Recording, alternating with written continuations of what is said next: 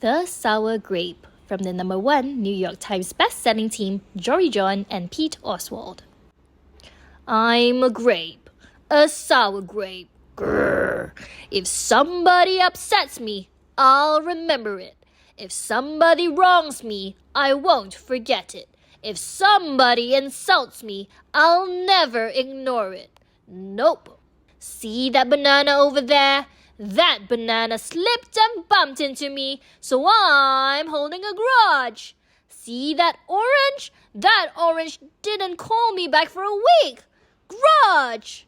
See that lime? That lime borrowed my scarf and never returned it. Grudge. I suppose I've got pretty thin skin for a grape. Nobody steps on this grape. Grrr. Granted, it wasn't always this way. I grew up in a close-knit bunch. There were about 3,000 of us in our little community. We were sweet to each other. You look nice today. So do you. No, you do. We all lived on a vine. Sure, it was a bit claustrophobic, especially when we were trying to get ready in the morning. Are you done in there? Come on! But my family was ripe with humor, goodwill, and warmth. We did our best with what we had. Are you gonna finish that? My grandparents visited on the weekends. We'd stroll in the sun and they'd teach us what they knew. They said that it takes a bunch to raise a seed. They said that good grapes roll their own way in life. They told us to be kind, forgiving, considerate, and grateful. Oh, grateful! My grandpa said with a wink. Above all, no matter what life throws at you, and there will be a lot, try to stay sweet, my grandma said. Indeed, we said in response. And for a while, I was the sweetest of the sweet. I said, please. I said, thank you. I brushed aside life's little annoyances. I knew how good I had it. Oops! Haha, no problem at all. But then one day, something changed in me. It was my birthday. I had rigorously and vigorously planned a big party for weeks. I sent out invitation with the date prominently displayed. Get this, I had a Ferris wheel, a magician, and hay rides. I had snacks upon snacks upon snacks. The highlight of the party, though, was a fireworks display, which would happen at sundown. I stood out front and waited for folks to arrive. I had a gigantic smile on my face. I waited. Everybody was a little late, it seemed. No big deal, no big whoop. So I waited. A tumbleweed rolled by. A coyote howled in the distance. The sun sank behind the hills. And I waited. Nobody showed up. And I mean, nobody. By the time the fireworks show started, with me as a sole spectator, I was scowling. I considered everybody I'd invited and only one thought came to mind. Grudge, grudge, grudge, grudge, grudge, grudge, grudge, grudge, grudge. After that, my personality became something else entirely. I went from a sweet grape to a bitter grape to a snappy grape. Who moved my chair? Finally, I became a sour grape. Grrr. I started holding minor grudges that eventually became major grudges. Why don't you watch where you're going? I scowled so much that my face got all squishy. You know what? Don't even bother calling me back. I took my grumpiness out on others. Are you ever going to return my scarf? And that's just how it's been. Day after day, week after week, month after month. Grudge after grudge. But something happened recently that changed my thinking. I was getting ready to meet up with my friend Lenny, the only fellow I know who's as sour as I am. Lenny and I usually go to the park, where we sit on a bench and rant about stuff. But just as I was heading out the door, I bumped my knee. Ow!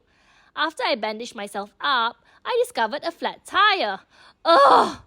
Then I missed the bus, and the next bus was late. Wah! Finally, I got off at the wrong stop. Sheesh! By the time I arrived at the park, it was getting dark. Lenny was fuming and furious with a frown and a furrowed forehead. His face looked all squishy. We agreed to meet at exactly 4 o'clock. You're 3 hours late! I tried to explain why I was so tardy, but Lenny wouldn't listen. He'd already made up his mind. He'd formed a huge grudge and he wouldn't budge. I couldn't believe it. How unfair, I thought. How ridiculous, I thought. How similar to the way I would react. Lenny was pretty worked up. He was pacing back and forth, emitting occasional grumbles. His tone was tart. So I gave him a little space. Besides, it was nice out. I noticed the sky changing colors, the melodic chirping of the birds, the evening breeze, the buzz of the park's insects coming alive at night. I suddenly felt grateful and peaceful and calm. Had I been missing all this simple beauty because I was too busy complaining? Meanwhile, old Lenny stormed off, muttering something about disrespect and lack of consideration.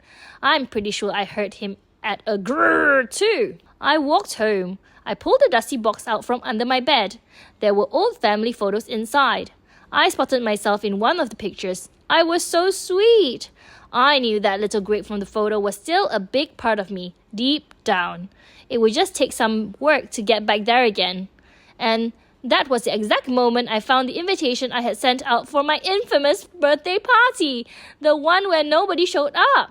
It said May 31st, but wait a minute here. My birthday was on May 21st. Alas, I told everyone to come on the wrong day. Oh, it was all my fault. I realized nobody's perfect, not even me. After that day, I started noticing other things too, like how remaining sour all the time is so draining. I'd wasted so much energy holding grudges when I could have easily cleared the air if I'd felt hurt. And yes, I still get upset from time to time, but that's okay, because now I talk and I listen and I work things out instead of just walking away. My sourness is fading. I'm letting go of all my grudges. And hey, it's working. Slip-ups happen. I'm just glad you're okay. Aw, thanks. That scarf looks sublime on you. Why don't you keep it? Really? You're the best. Aren't you glad we got to catch up? I'm so grateful that we did. Sure. Sometimes I still let out a little grrr when I'm frustrated. Like this. Grrr. But then I move on. My face is less squishy too. And don't worry, things are okay with Lenny again. Gosh, I'm sorry I'm late. You must be furious. No big deal, my friend. You know what? If you look at all the things in the right sort of way, and if you remember to be kind, considerate, forgiving, and grateful, life really can be pretty sweet. Yes, indeed. The end.